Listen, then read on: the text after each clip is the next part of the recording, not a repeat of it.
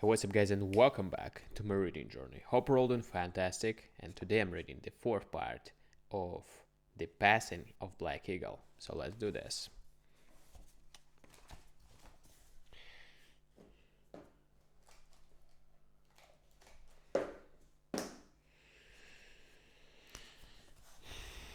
For the next 3 months, Bud King conducted business as usual, escaping encounters with law officers and being content with reasonable profits. The band ran off some very good companies of horses from the Rangers and a few bunches of fine cattle, which they got safely across the Rio Grande and disposed to the to fair advantage. Often the band would ride into the little villages and Mexican settlements, terrorizing the inhabitants and plundering for the provisions and ammunition they needed. It was during these bloodless raids that Piggy's ferocious, aspect and frightful voice gained him a renown more widespread and glorious than those other gentle-voiced and sad-faced desperados could have acquired in a lifetime.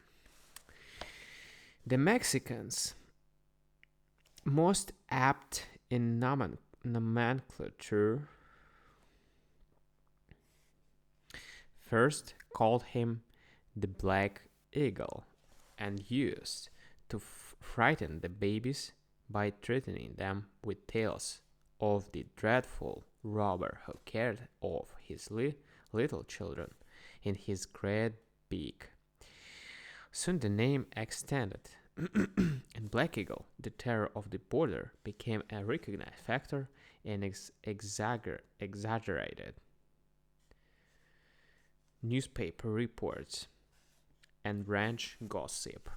The country from the Nueces to the Rio Grande was a wild but fertile stretch given over the sheep and cattle ranches. Ranch was free, the inhabitants were few. The law was mainly a letter, and the pirates met with little opposition until the flaunting, and guardship. Piggy gave the band undue advertisement. Then McKinney's Ranger Company headed for those precincts, and Bud King knew that it meant grim and sudden war or else temporary retirement. Regarding the risk to be unnecessary, he drew off his band to an almost inaccessible spot of the bank in the Frio. Wherefore, as had been said, dissatisfaction arose among the members, and impeachment proceedings against Bud were premeditated, with Black Eagle in high favor for the succession.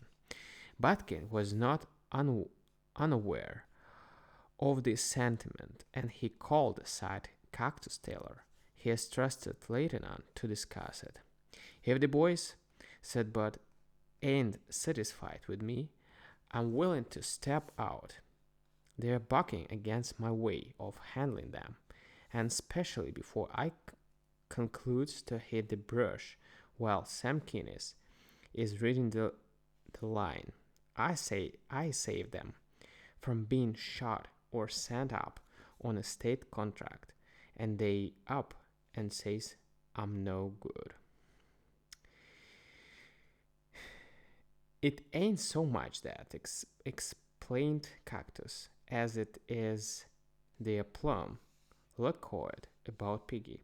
They want them whiskers and that nose of his to split the wind at the head of the column. There's something mighty seldom about Piggy, declared Bud, me- missingly, musingly, musingly. I never yet see anything on the hoof that he exactly grades up with. He can sure holler a plenty, and he straddles a horse from where you laid the chunk, but he ain't never been smoked yet. You know, Cactus, we ain't had a row since he has been with us. Pig is all right for securing the greatest kids and laying waste a crossroads store. I reckon he is the finest canned oyster buccaneer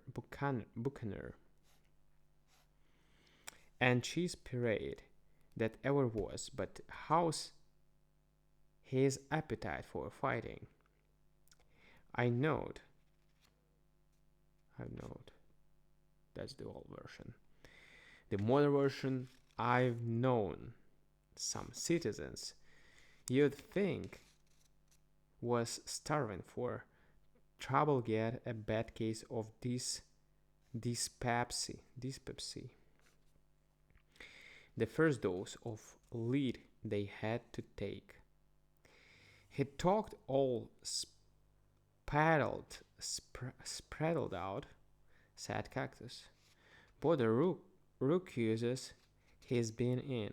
He claims to have saw the elephant and hearing the owl. I know, replied Bud, using the cow-puncher's expressive phrase of skepticism, but it sounds to me. The conversation was held one night in camp while the other members of the band, 8 in number, were sprawling around the fire, lingering over their supper.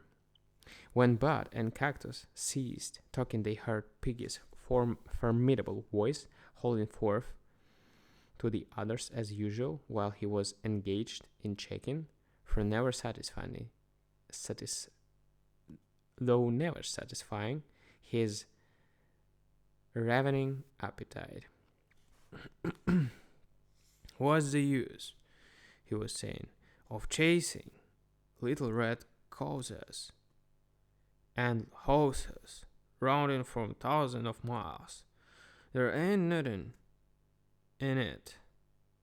Galloping through these bushes and brush and getting a thirst that a brewery couldn't put out and missing meals. Say, you know what? You know what I'd do if I was main finger of this bunch? I'd stick up a train. I'd blow the express car and make hard dollars where you guys gets went. Yours makes me tired. These so-called kind of cheap sports gives me pain. Later on, a deputation waited on Bud. They stood on one leg, chewed mesquite twigs, and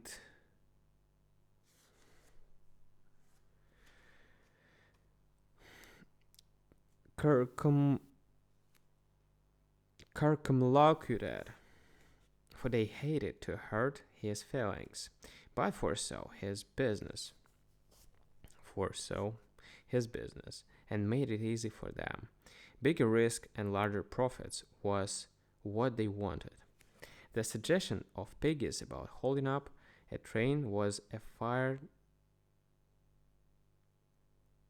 The suggestion of Piggy's about holding up a train had fired their imagination and increased their admiration for the dash and boldness of the instigator.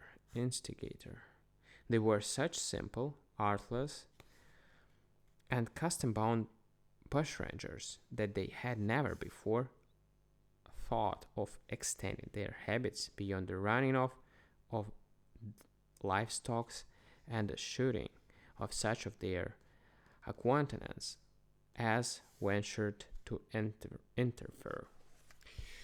Alright, guys, we're gonna continue tomorrow with the next part. Thank you for joining and see you. Bye.